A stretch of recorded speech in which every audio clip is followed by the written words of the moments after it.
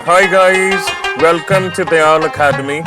इस वीडियो में हम थर्ड और फोर्थ सेमेस्टर्स में पढ़ाए जाने वाला skill enhancement course translation studies के लास्ट ईयर क्वेश्चन पेपर का एक और क्वेश्चन सॉल्व करने वाले हैं। गाइस, इससे पहले कुछ वीडियोस बन चुकी हैं, अगर आपने नहीं देखी हैं प्लीज देखिए। और इस वीडियो में हम ये क्वेश्चन सॉल्व करेंगे। Please look at question number 4। Question में लिखा है translation has helped the expansion of the reach of media. ये स्टेटमेंट आपको गिवन है और आपको ये स्टेटमेंट को डिस्कस करना है विद एग्जांपल्स। अगर यहाँ पे देखें गाइस, क्वेश्चन पेपर में ये 15 मार्क्स का क्वेश्चन आया था लास्ट टाइम कि ट्रांसलेशन ने मीडिया की जो रीच है उसे एक्सपैंड करने में बहुत हेल्प की है। इस स्टेटमेंट को आप डिस्कस करेंगे विद एग्जांपल्स, और हो सके तो हम एक और क्वेश्चन करेंगे जिसमें आपको एक पैसेज गिवन है, आपको हिंदी में ट्रांसलेट करना है। तो सबसे पहली चीज गाइस हमको ये समझनी है कि क्वेश्चन में पूछा क्या गया है, जो स्टेटमेंट है उसका क्या मीनिंग है। ये अक्सर देखा जाता है जब ये वर्ड मीडिया आता है, कुछ स्टूडेंट सोचने लगते हैं कि यहाँ पर न्यूज मीडिया की बात हो रही है। तो गाइज, अगर हम डेफिनेशन के अकॉर्डिंग चलें तो media means channels of communication.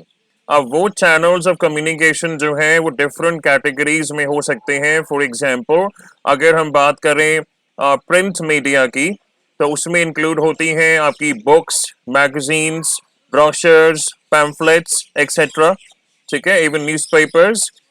और अगर हम सेकेंड कैटेगरी की बात करें जिसको हम कहते हैं इलेक्ट्रॉनिक मीडिया, उसमें हम बात करते हैं रेडियो एंड टेलीविजन की। और अगर हम डिजिटल मीडिया की बात करें तो उसमें हम डिजिटल मीडिया की बात करते हैं, for example anything that you can access using computers, including कि जो इंटरनेट की फैसिलिटी से आप जो भी इंफॉर्मेशन आप ले सकते हैं, all of that is included in the digital media. तो इस चीज को ऐसे समझिए कि मीडिया का मतलब यहाँ पे ये है कि प्रिंट मीडिया में जो चीजें इंक्लूड होती हैं उनकी जो पहुंच है, क्वेश्चन में पूछा है आपको एक्सप्लेन करना है कि मीडिया की रीच को एक्सपैंड करने के लिए ट्रांसलेशन का बहुत बड़ा कंट्रीब्यूशन है या ट्रांसलेशन ने हेल्प की है। तो आप ये सोचिए कि प्रिंट मीडिया, इलेक्ट्रॉनिक मीडिया और डिजिटल मीडिया, इन तीनों मीडिया को मिलाकर इनकी जो पहुंच है, मान लीजिए एक टाइम ऐसा हुआ करता होगा जब ट्रांसलेशन इतनी पॉपुलर नहीं रहती होगी, तो उस समय मीडिया की रीच कितने लोगों तक होती होगी। और आज के टाइम पर जहां पर हर चीज की ट्रांसलेशन अवेलेबल है, अगर मैं बहुत छोटा सा छोटा एग्जांपल भी दूं गाइस, आप जो बुक्स पढ़ते हैं, नॉवेल्स पढ़ते हैं, डिफरेंट लैंग्वेजेस में वो ट्रांसलेट होते हैं। इवन कुछ पोएम्स एंड स्टोरीज जो ओरिजिनली किसी और लैंग्वेज में लिखी गई थी, अगर मैं एग्जांपल लूं यहाँ पर प्रेमचंद द्वारा लिखी गई स्टोरी ईदगाह बहुत पॉपुलर है। कुछ स्टूडेंट्स ने ये स्टोरी स्कूल लेवल पर पढ़ी होगी और कुछ स्टूडेंट्स शायद इसे कॉलेज लेवल पर भी पढ़ेंगे। कितनी सारी ऐसी स्टोरीज हैं, बुक्स हैं, नॉवेल्स हैं, प्लेज हैं जिन्हें ट्रांसलेट किया गया है। लास्ट वीडियो में, उससे पहले भी हमने ये बात की है गाइस, जब भी अडेप्टेशन होती है किसी बुक की किसी फिल्म में या किसी थिएट्रिकल परफॉर्मेंस के रूप में, उसमें ट्रांसलेशन इन्वॉल्व होती है। तो आप ये सोचिए कितनी ऐसी बुक्स आपने पढ़ी हैं, including poems and short stories and novels and dramas, जिनको ट्रांसलेट करने के बाद उनकी पहुंच जो है बढ़ गई। इसका अगर एक और एग्जांपल हम देखें गाइस, मान लीजिए एक बुक है जो ओरिजिनली इंग्लिश में लिखी गई है। अब उस बुक की पहुंच कि कौन से ऑडियंस तक रहेगी, वो लोग जो इंग्लिश समझ सकते हैं। लेकिन जब इस बुक को ट्रांसलेट किया जाएगा हिंदी में या अदर लैंग्वेजेस में, तो अब ये ज्यादा लोगों तक पहुंच सकती है, ज्यादा लोग अब इसे पढ़ सकते हैं।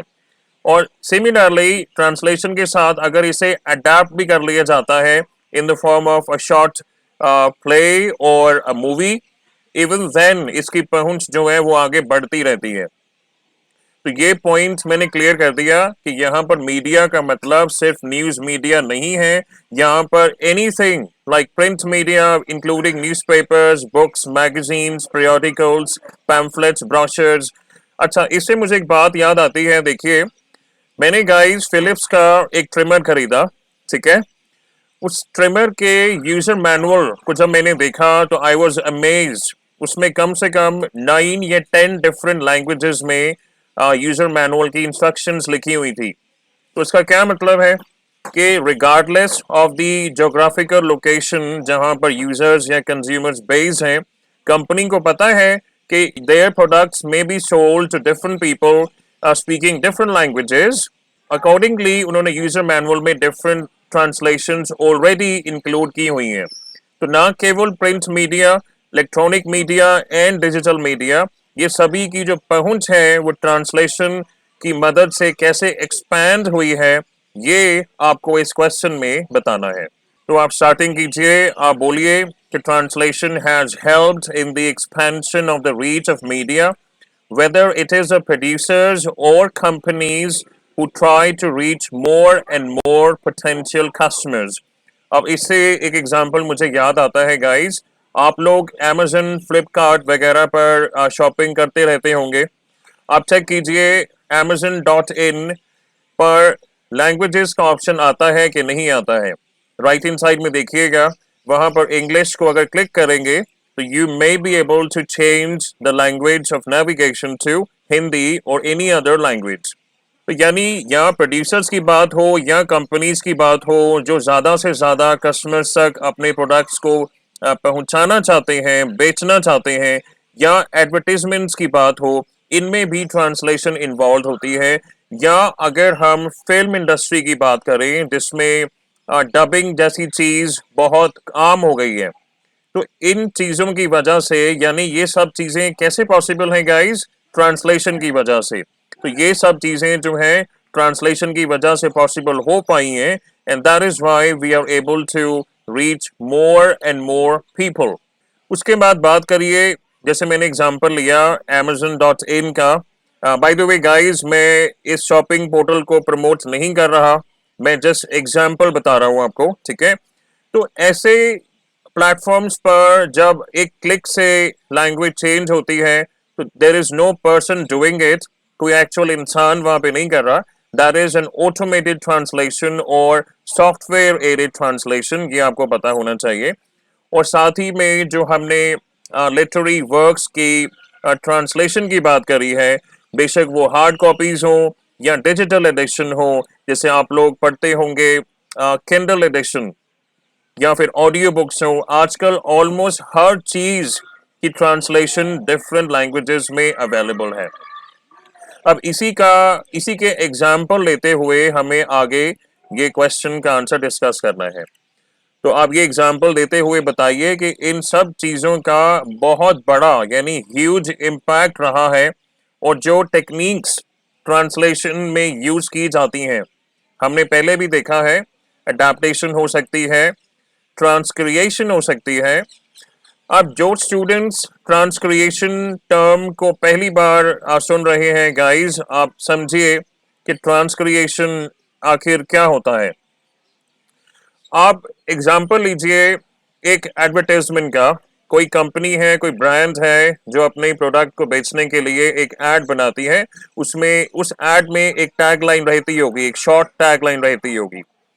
अगर आप वर्ड टू वर्ड ट्रांसलेट करेंगे, जरूरी नहीं है कि वो टैगलाइन एकदम एक्यूरेट बनेगी, टारगेट लैंग्वेज में बन तो जाएगी, लेकिन जो ओरिजिनल टैगलाइन पोटेंशियल कस्टमर्स को अट्रैक्ट करती थी, क्या वो पॉसिबल होगा कि ट्रांसलेशन के बाद जो आपने अभी ट्रांसलेट किया है टैगलाइन को, क्या वो उन कस्टमर्स को अट्रैक्ट कर पाएगी या नहीं? तो इसका जवाब है कभी कभी ट्रांसलेशन में क्रिएटिविटी का रोल बहुत ज़्यादा इम्पोर्टेंट हो जाता है। इसीलिए हमारे पास ये टर्म है ट्रांसक्रिएशन, जिसका मतलब है ट्रांसलेशन प्लस क्रिएशन। ठीक है, इन दो शब्दों से ये बना है ट्रांसलेशन प्लस क्रिएशन, यानी कि जब ट्रांसलेशन में क्रिएटिविटी इन्वॉल्व होती है, particularly उन सिनेरियोज में जहाँ पर mere translation is not good enough, वहाँ पर ट्रांसक्रिएशन करा जाता है। ठीक है, डबिंग की बात हमने की है, सब टाइटलिंग आप जानते हैं गाइस, वॉइस ओवर आप जानते हैं, रीमेकिंग भी आपको पता है। तो ऐसे एग्जांपल्स देते हुए आप इस स्टैंस को, इस स्टेटमेंट को आगे जस्टिफाई करें। देखिए, for examples, translating an advertisement, हमने जस्ट अभी अभी ये बात करी है। एक एग्जांपल और मैं देना चाहूंगा। देखिए, अगर हम एडवर्टाइजमेंट्स की बात कर ही रहे हैं तो आप लोगों ने ग्रामरली की एड बहुत सुनी होगी, बहुत देखी होगी। जब भी आप कोई वीडियो देखते हैं तो कुछ टाइम पहले तक ग्रामरली की एड्स जो मैंने देखी हैं, मैंने जनरली वो एड्स इंग्लिश में देखी हैं। उसके बाद कुछ टाइम से क्या होने लगा है, जब भी मैं एड्स देखता हूँ तो अब मुझे उसका हिंदी वर्जन सुनने को मिलता है। उसमें एक पर्सन होता है जो आप कहता है मैं पहले लेख ऐसे लिखता था और ग्रामरली की मदद से अब मैं लेख ऐसे लिखता हूँ, बहुत इम्प्रूवमेंट है। तो ये समझिए गाइस, एडवर्टाइजमेंट बेशक वो डिजिटल प्लेटफॉर्म पे हो या पैम्फलेट्स के रूप में हो या हार्ड कॉपीज के रूप में हो, आजकल लगभग हर चीज की ट्रांसलेशन अवेलेबल है। उसका सीधा साधा मकसद ये है कि ऑडियंस तक पहुंचना या ऑडियंस तक जो रीच है उसको बढ़ाना। क्योंकि आप जानते हैं कि आई कैची टैगलाइंस होती हैं एडवर्टाइजमेंट्स की, और इसी चीज को ध्यान में रखते हुए कंपनीज के पास क्या ऑप्शन रह जाते हैं। देखिए, पहला तो ये हो सकता है कि they can get a new advertisement made in the target language by using transcreation, जो अभी अभी हमने जिस बात की है। या फिर अगर हम निडा का कॉन्सेप्ट ऑफ डायनेमिक इक्विवेलेंस को यूज कर सकते हैं। आप ये समझिए गाइस, आपके सिलेबस में इक्विवेलेंस एक टॉपिक है जिसमें आप पढ़ेंगे फॉर्मल इक्विवेलेंस क्या होता है और डायनेमिक इक्विवेलेंस क्या होता है।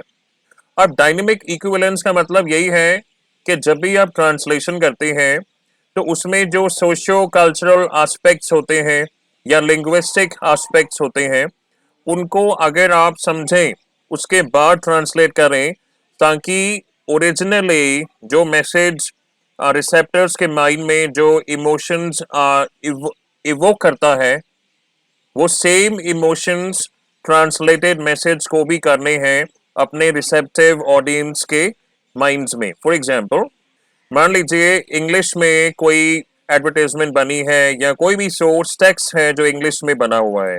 ठीक है, अब वो ऐसे बना हुआ है कि इंग्लिश कल्चर को मद्देनजर रखते हुए वो बनाया गया है। अब अगर उसका आप merely word to word translation कर देंगे हिंदी में, तो जरूरी नहीं है कि वो ऑडियंस को समझ में आएगा, और अगर समझ में आएगा तो वो इमोशंस क्रिएट करेगा उनके माइंड में। तो अगर आप इन सोशियो कल्चरल डिफरेंसेस और लिंग्विस्टिक पैटर्न्स को समझते हुए आप ट्रांसलेशन करते हैं, that means you are following dynamic equivalence. तो या तो ये कर सकते हैं या फिर वो कंपनी क्या कर सकती है, that brand can go for dubbing. Dubbing भी कर सकते हैं, जैसे ग्रामरली की जो मैंने ऐड का एग्जांपल दिया है, मुझे लगता है वो मोर और लेस डबिंग ही है। क्योंकि जो हिंदी वर्जन मैंने देखा है उसमें भी एक इंग्लिश मैन है, यानी कोई इंडियन नहीं देखा मैंने। आई कुड बी रॉन्ग, आप देखिए और मुझे बताइए। अगर इंग्लिश मैन है, वो हिंदी में वॉइस आ रही है, दैट मीन्स डबिंग हुई है उस एडवर्टाइजमेंट की। उसके बाद गाइज एक एग्जांपल मुझे और याद आता है। आप देखिए, कुछ ऐसे प्रोडक्ट्स मैंने देखे हैं जिनके पैकेट्स पर जो डिटेल्स होती हैं वो इंग्लिश में भी होती हैं और हिंदी में भी होती हैं। कुछ ऐसे रेडी टू कुक आइटम्स हो सकते हैं जिनमें रेसिपी लिखी होती है कि इतने पानी में ये डालें, उसके बाद ये करें, वो करें, राइट। तो ये इंस्ट्रक्शंस मैंने बाइलिंगुअल देखी हैं, इंग्लिश में भी देखी हैं, हिंदी में भी देखी हैं कुछ प्रोडक्ट्स पर। तो इसका सीधा साधा इंटेंशन ये है कि ज़्यादा से ज़्यादा लोगों तक अपनी रीच पहुंचाना, और इसी में ट्रांसलेशन का बहुत बड़ा रोल है। यही इस क्वेश्चन में आपको पूछा गया है कि आप एग्जाम्पल देते हुए इस चीज़ को आप जस्टिफाई करेंगे।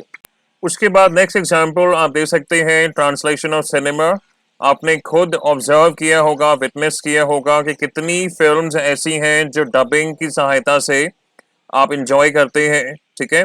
या फिर अगर एक हॉलीवुड फिल्म है उसे बॉलीवुड में बनाया जाता है, या फिर मान लीजिए अगर कोई बुक है जो इंग्लिश में लिखी गई है उस पर बेस एक बॉलीवुड फिल्म बनती है, ठीक है। तो ये सब सब चीज़ें गाइज ट्रांसलेशन ऑफ सिनेमा में आती हैं। आप चाहें तो एग्जांपल्स दे सकते हैं। और इसी के साथ गाइज हम सब टाइटल्स का रोल भी समझ सकते हैं कि अगर किसी मूवी में अगर सब टाइटल्स हैं किसी भी प्लेटफॉर्म पर, तो वो उसका काम जो है ऑडियंस की रीच बढ़ाना ही है। और अगर हम नेक्स्ट टाइप के एग्जाम्पल की बात करें, फॉर एग्जाम्पल जो फिलिप्स के ट्रिमर का मैंने आपको बताया था जिसमें यूजर मैनुअल में जो डिफरेंट लैंग्वेजेस में इंस्ट्रक्शंस लिखी गई थी, तो गाइज ये एग्जाम्पल है टेक्निकल ट्रांसलेशन का।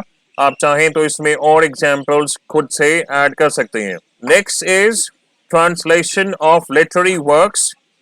इसका भी एग्जाम्पल मैंने आपको दिया है। आप जानते हैं कितने ऐसे लिटरेरी टेक्स्ट हैं, ड्रामाज हो, नॉवेल्स हो, प्लेज हो, शॉर्ट स्टोरीज हो, जिन्हें ट्रांसलेट किया जाता है डिफरेंट लैंग्वेजेस में।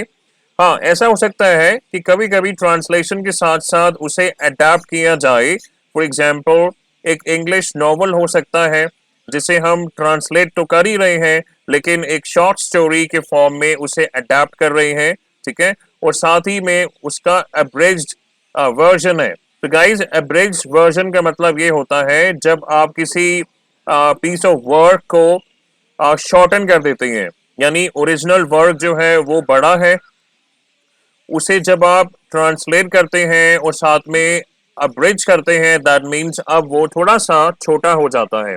आप एग्जाम्पल्स देखिए, जो हमारे एपिक्स हैं रामायण और महाभारत, या जो बड़े बड़े नॉवेल्स हैं, अगर उन्हें छोटी सी शॉर्ट स्टोरी में या नोवेलास की फॉर्म में अडेप्ट करना हो तो आप उसे अब्रिज करते हैं।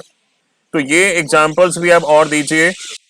सेकेंड क्वेश्चन पर जाने से पहले एक बार मैं रिवाइज कराना चाहूंगा। लेट्स रिकॉल हमने अभी जस्ट क्या पढ़ा है। क्वेश्चन में पूछा गया था कि ट्रांसलेशन ने मीडिया की रीच को एक्सपैंड करने में बहुत मदद की है।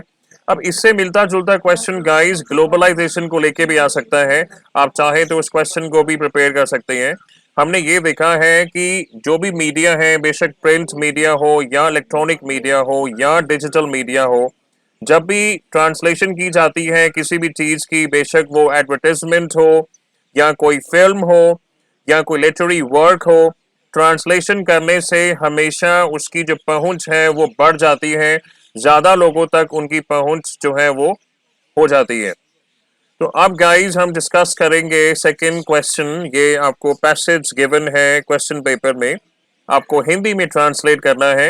ये वाइस वर्सा भी हो सकता है, you may be given a passage इन हिंदी और आपको इंग्लिश में ट्रांसलेट करना हो, लेकिन in most cases passage English में आता है, आपको उसे हिंदी में ट्रांसलेट करना होता है। तो गाइस इसकी स्टार्टिंग होती है, देखिए, इन द 17th सेंचुरी।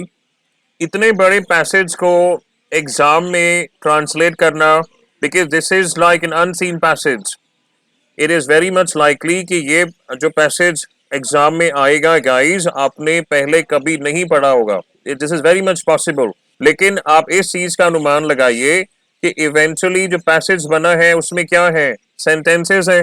सेंटेंसेस में आगे क्या है, वर्ड्स हैं। तो 90% वर्ड्स वो होंगे, आई होप, कि जो आपने पहले कहीं ना कहीं इस्तेमाल किए होंगे या सुने होंगे। अब देखिए, इन द 17th सेंचुरी, अगर इस फ्रेज को हम लेते हैं, इतने सिंपल ये वर्ड्स हैं, हम रोजमर्रा की जिंदगी में इन्हें इस्तेमाल करते हैं। अगर नहीं भी करते हैं तो स्टडीज में जरूर आपने सुना होगा या पढ़ा होगा। तो जब भी कोई बड़ा पैसेज आए उसको सेंटेंस बाय सेंटेंस ट्रांसलेट तो करें ऑब्वियसली, लेकिन एक सेंटेंस के डिफरेंट पार्ट्स जो हैं, जहां पे कॉमा लगा हुआ है, जहां पे सेमीकोलन लगा हुआ है, या अगर एक सेंटेंस में दो क्लॉजेज हैं, है ना, they can be independent clauses और they can be one clause which is dependent on the other clause. For example, John ने कहा कि मैं आज स्कूल नहीं जाऊंगा। तो यहाँ पर क्या हुआ कि जॉन ने कहा, दिस इज वन क्लॉज, और ये सेकंड क्लॉज डिपेंडेंट है कि मैं आज स्कूल नहीं जाऊंगा। तो गाइस कहने का मतलब है, अगर एग्जाम में सेंटेंसेस को आप एक ही बारी में ट्रांसलेट करते हैं तो ये रूल आपको फॉलो करना पड़ेगा कि सेंटेंसेस के डिफरेंट पोर्शंस जो हैं, क्लॉजेस या फ्रेजेस, उनको ट्रांसलेट कीजिए, आपका पूरा सेंटेंस ऑटोमेटिकली बन जाएगा। अब इस सेंटेंस को देखिए, इसमें कितने कॉमास लगे हैं गाइस, देखिए।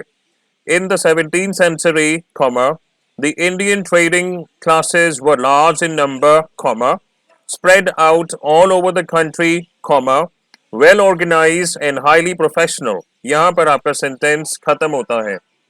तो अगर इस लेवल का सेंटेंस आता है, क्या करेंगे? Very simple, in the 17th century इसे ट्रांसलेट करिए 17वीं शताब्दी में। आगे देखिए, the Indian trading classes were large in number, ये एक इंडिपेंडेंट क्लॉज है, यानी इसमें सब्जेक्ट भी है, वर्ब भी है। तो आप लिखिए, भारतीय व्यापारिक वर्ग संख्या में ज्यादा थे। आगे लिखा है, spread out all over the country, आपने लिखा पूरे देश भर में फैले हुए।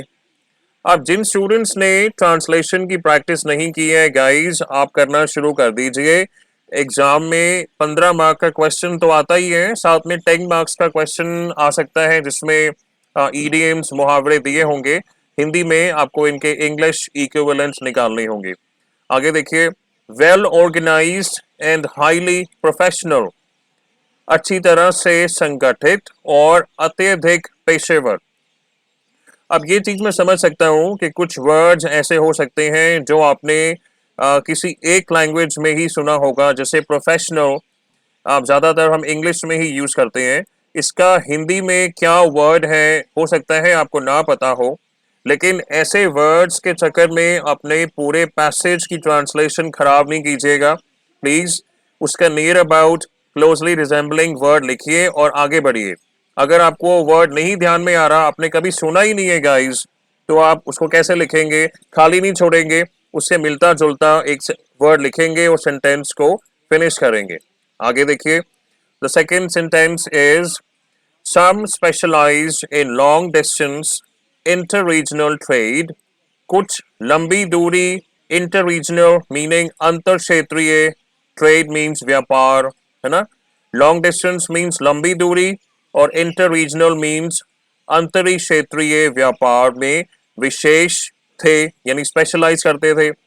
उसके बाद लिखा है and some in local retail trade, और कुछ लोकल मीन्स स्थानीय और रिटेल मीन्स खुदरा, खुदरा व्यापार में, यानी कुछ जो बिजनेसमैन थे, यहाँ पे इंडियन ट्रेडिंग क्लासेस की बात हुई है, कुछ लंबी दूरी और अंतर क्षेत्रीय व्यापार में विशेष थे और कुछ स्थानीय खुदरा व्यापार में। आपने देखा होगा कुछ ऐसी कंपनीज होती हैं, शॉपकीपर्स होते हैं जो लोकल मार्केट्स में स्पेशलाइज करते हैं और कुछ लॉन्ग डिस्टेंस एक्सपोर्ट्स वगैरह में डील ज़्यादा करते हैं। उसके बाद देखिए, द फॉर्मर वर कॉल्ड सेठ, बोरा और Modi, while the latter were called व्यापारीज और बनिक्स। तो गाइस इतना आपको पता है कि फॉर्मर का मीनिंग के पिछले सेंटेंस में जिनका जिक्र पहले हुआ था, यानी इस सेंटेंस में पहले जिक्र किनका हुआ था? जो long distance interregional trade में स्पेशलाइज करते थे, तो उनको क्या बोला जाता था? सेठ, बोरा या मोदी। यही चीज हमको हिंदी में लिखनी है। देखिए, पूर्व यानी पहले वालों को सेठ, बोरा या मोदी कहा जाता था, जबकि बाद वालों को व्यापारी या बनिक कहा जाता था। आगे देखिए, next sentence is in addition to retailing goods, the Baniks had their own agents in the villages and townships with whose help they purchased food grains and cash crops। अब इतना बड़ा सेंटेंस है, इसे एक ही बार में ट्रांसलेट करेंगे, लेकिन बिट्स एंड पार्ट्स में करेंगे। चाहें तो थोड़ा रफ वर्ड यूज कर सकते हैं।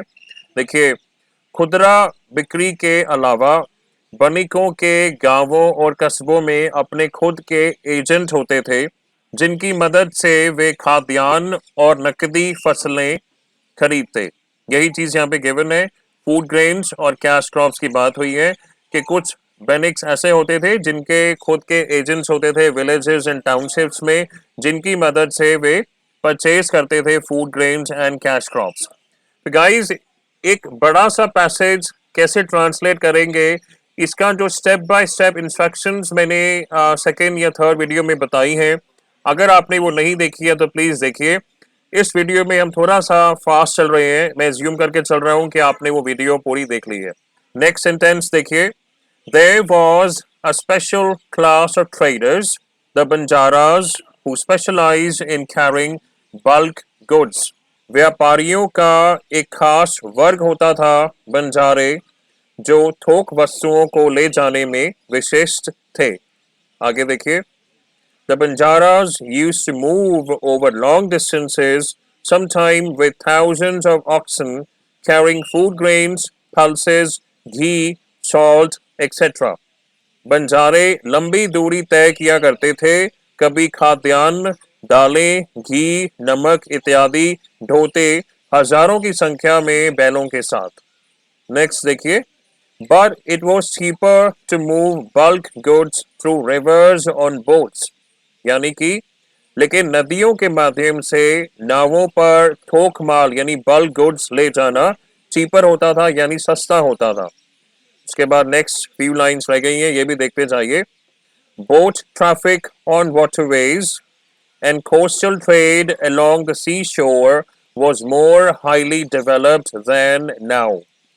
इसकी ट्रांसलेशन देखिए, जल मार्ग पर नावों का आवागमन और समुद्र के किनारे तटीय व्यापार अब की तुलना में अधिक विकसित था, यानी अब के मुकाबले वो ज्यादा डेवलप था।